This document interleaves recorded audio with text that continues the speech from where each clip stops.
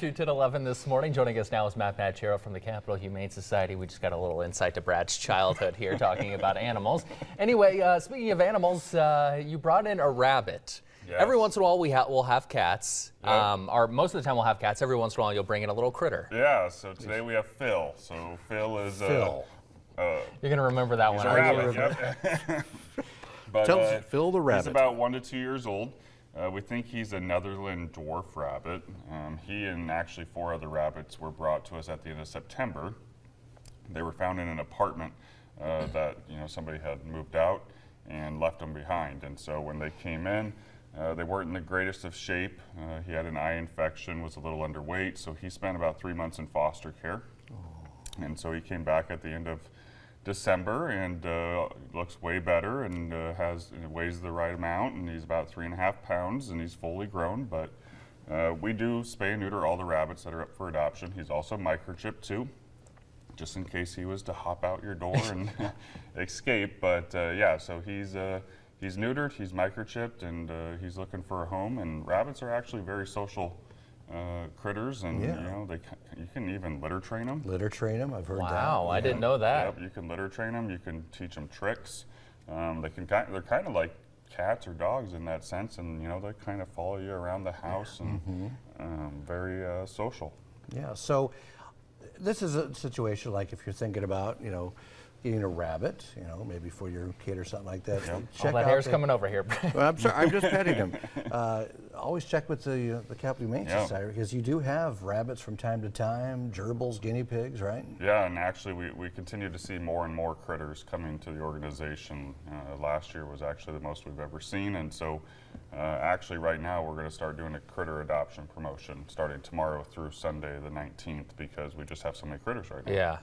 So there's actually 10 rabbits looking for homes, wow. 3 guinea pigs, 7 gerbils, and then we've also got some parakeets too. So right now there's actually 24 critters up for adoption, which is actually more than we have for cats that are up for adoption. Yeah. So lots of rabbits and other critters looking for homes right now.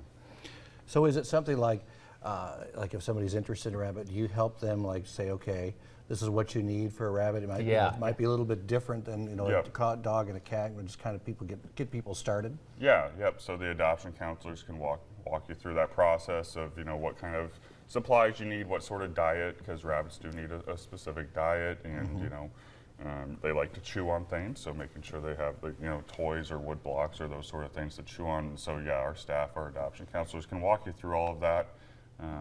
All the things that you'll need to be successful in caring for a rabbit and owning a rabbit. Yeah, Phil here is really just really mellow, calm, just isn't very he? calm. Yeah, he's a laid back guy. Yeah, you're a good wascally wabbit. A good old wabbit. Well, it's good. I'm glad that you talked about some of the things people need to know for some of these critters, because we see that you have them, but I think a lot of people may question, well, how do I take care of a bird, or how do I take care of a rabbit? How is it different than a cat? And there's a lot of resources online too for that as well, but yeah, our staff can help with that, but also just going online and reading up on specific breeds or because there's certain rabbits that are bigger breeds that have different needs than a smaller breed like him, but they can also live quite a while. You need to understand that 5 to 10 years. Well, actually, his breed can be up to 10 years. So it is still a commitment. Like with a cat or a dog, and so Phil can be around for another 8, 9, 10 years. So it's a commitment, and want to be prepared for that. Yeah, he's not a hamster, that's for sure. And Brad, you have the number here of people who are interested in any other animals, critters at the Pieloch Pet Adoption Center. Yeah, that's right, 441-4488.